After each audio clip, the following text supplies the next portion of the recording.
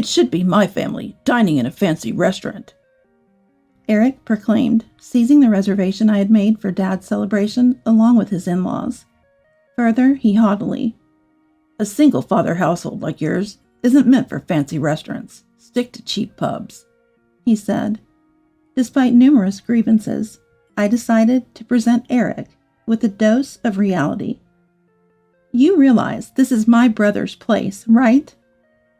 I am Elizabeth, a 27-year-old office worker. My parents divorced when I was little, and I was raised by Dad. They parted ways because Dad was too engulfed in his work and rarely home, leading Mom to reach her limit. Dad still loved Mom and was reluctant to divorce. "I'm tired of waiting. Set me free." Seeing her cry as she said this, he apparently gave up. After their discussions, financial circumstances meant custody fell to Dad. Dad would say, "It's not Mom's fault. The fault lies with me for relying too much on her and neglecting our home.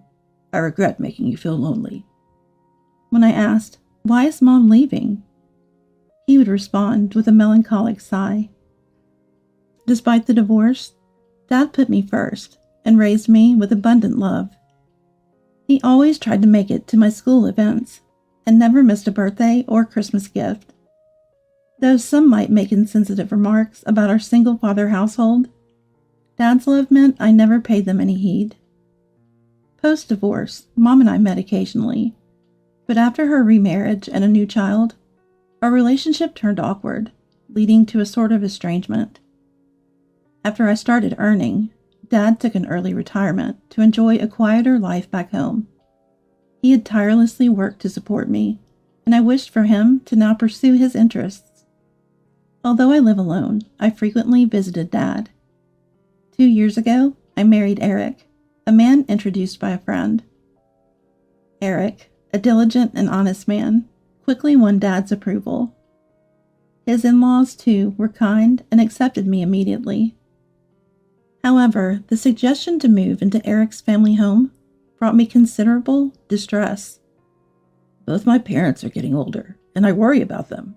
They're both retired and hardly go out or talk to anyone these days. Moving in together seems like a good opportunity. Please consider it," Eric pleaded earnestly.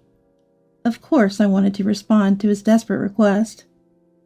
But moving into the in-laws' house would put a significant distance between me and my dad's place, making it hard to check on him as often as I used to. Dad is healthy, but if something were to happen, he might not be found in time. I was torn about what to do, but eventually Dad gave me his advice. "I'm healthy enough to live on my own. I don't want to burden you, and you should take care of Eric's family." With that, "Call me if anything happens," I emphasized to Dad and reluctantly agreed to move in. However, just a few weeks after moving in, I began to regret my decision.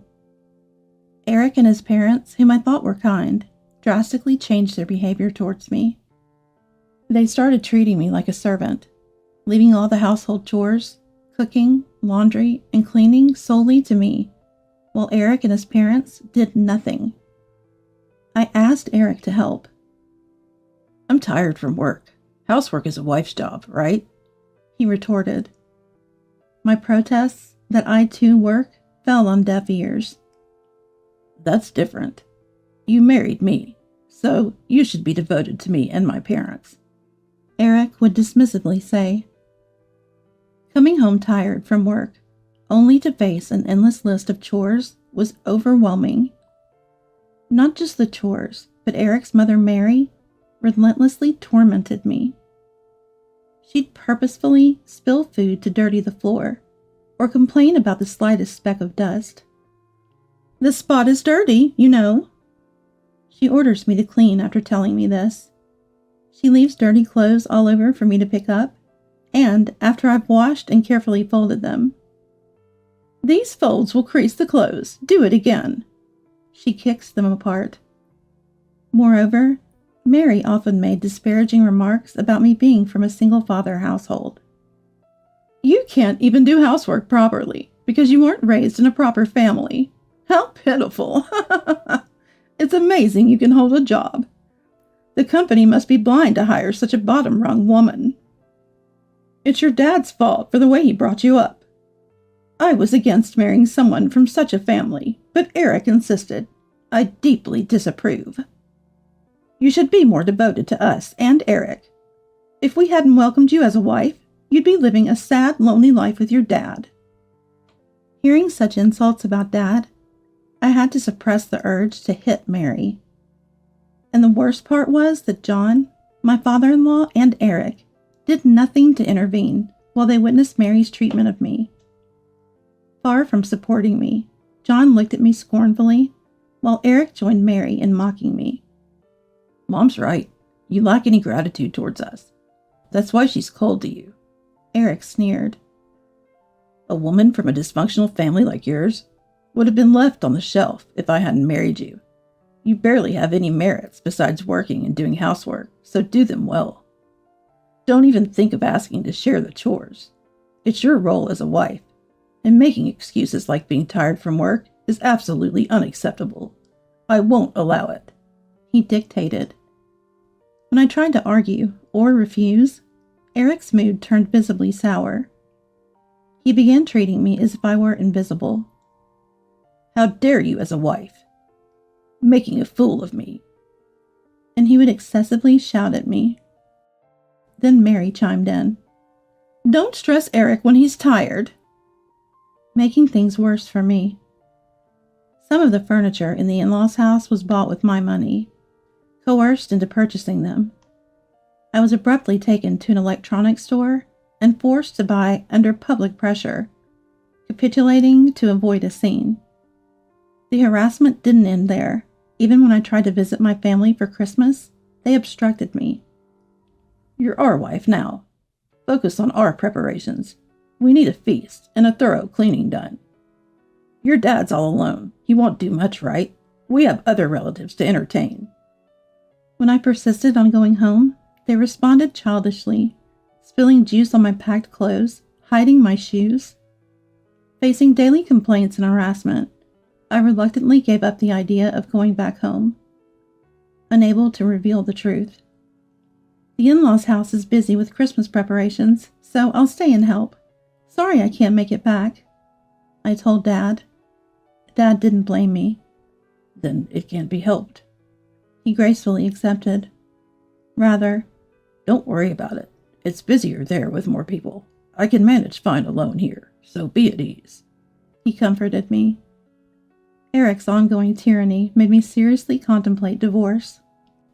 But I was troubled about how to tell Dad, who was purely happy about my marriage without hurting him. In the second year of this tumultuous marriage, Dad turned 60.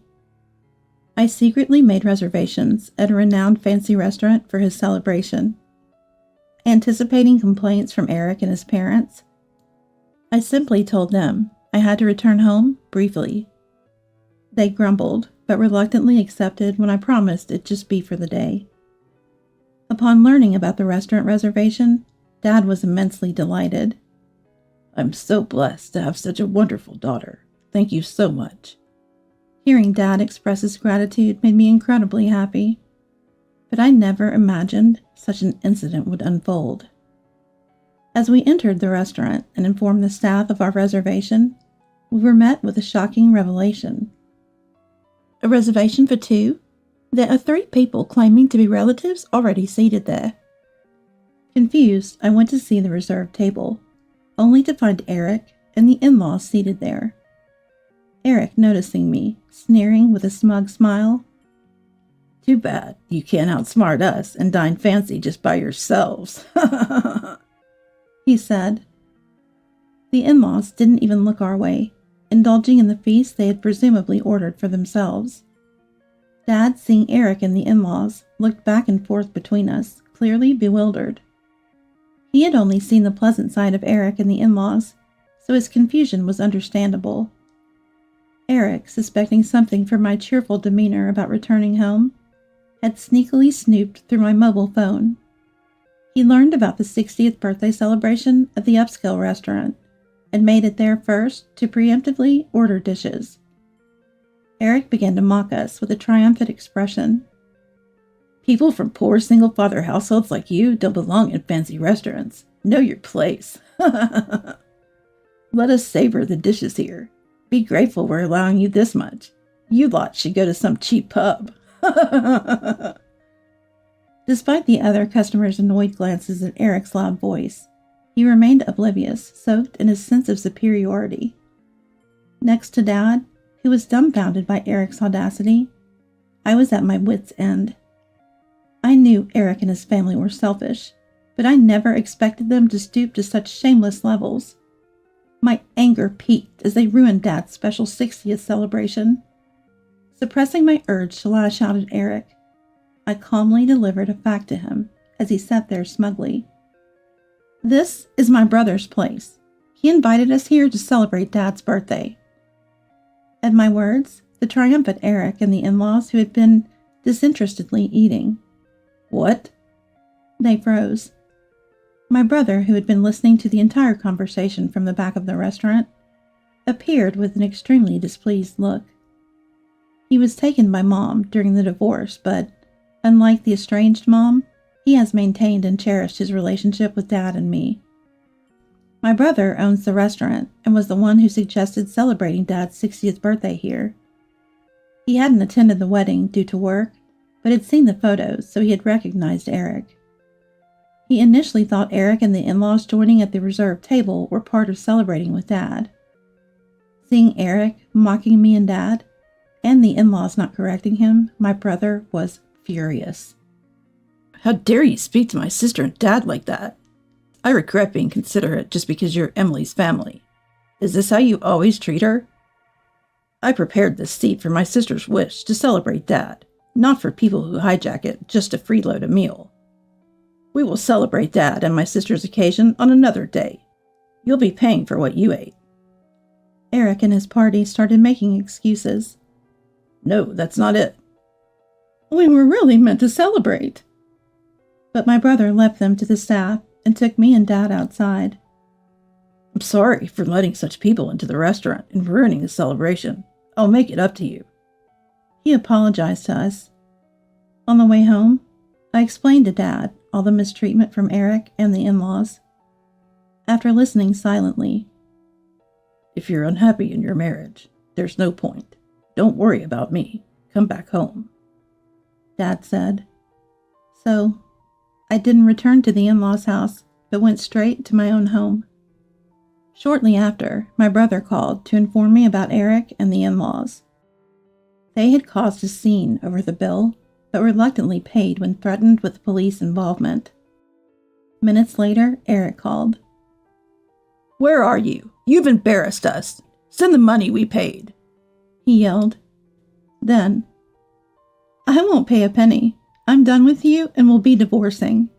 I've gathered evidence of the bullying, so be prepared, I firmly replied. I had been collecting evidence of the harassment from Eric and the in-laws, which they never suspected. According to a lawyer I consulted, the forced purchases and other financial exploitations were enough to prove psychological abuse. Realizing I was serious about divorce, Eric panicked. No one but me would marry a woman from a single-father household. Do you want to upset Dad? And he threatened me. I scoffed. Dad said my happiness matters most. I'd rather be with him than care for the likes of you, I replied. Still, Eric warned. You'll regret this. Think it over. But I hung up and proceeded with the divorce preparations. Eventually, Eric and I divorced. He was reluctant due to societal image, but finally gave in as we neared court. I secured substantial evidence of psychological abuse, which ensured I received a fair settlement in the divorce. Additionally, during the property distribution, I took the furniture I had purchased for the in-laws' house, having the legal right as the buyer. The in-laws tried to complain, but my lawyer simply stated, "The purchaser naturally has the right of possession," leaving them defeated. A few months after returning to my parents' home, Eric reached out wanting to reconcile. Apparently, on the day that triggered our divorce at the restaurant, Eric's boss and colleagues were there for a work celebration. They heard everything he said to me and Dad. Eric's boss, who had struggled growing up in a single-parent home, was disappointed in Eric's disparaging remarks about single-father households. Eric, once a promising employee, lost his standing and any chance of advancement. Moreover, his colleagues had spread the story, and he was now regarded with contempt at work as the psychological abuse guy. Problems didn't stop at the company. The in-laws' house became chaotic too. Before our divorce, Eric and the in-laws had offloaded all household chores on me. And post-divorce, the in-laws, entrenched in laziness, bickered over who should do the chores. Eric was being pressured by the in-laws to buy new furniture to replace what I took, and to contribute more financially. I was wrong, Elizabeth. I took advantage of your kindness too much. I've truly reflected and want to start over. Eric pleaded for reconciliation, but my feelings had cooled significantly. He likely faced more pressure to do chores at the in-laws' house, and wanted me back to resume my role as a housekeeper. Perhaps he was also trying to offload some of the financial demands from the in-laws onto me, so I firmly rejected his proposal. No way! I wouldn't get back with you, even if you paid me.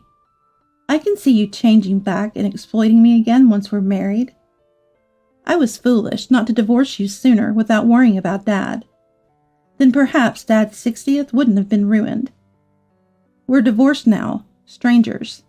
If you contact me again, I'll consult my lawyer. With that, I hung up the phone. Perhaps my mention of a lawyer resonated because I received no further reconciliation attempts from Eric. Now I'm living happily at home with Dad, and my brother occasionally visits, bringing gifts. His wife is pregnant, and he seems truly happy. Dad and I are both looking forward to the baby. While I'm not considering marriage anytime soon, if the opportunity arises, I'll be sure to choose more wisely.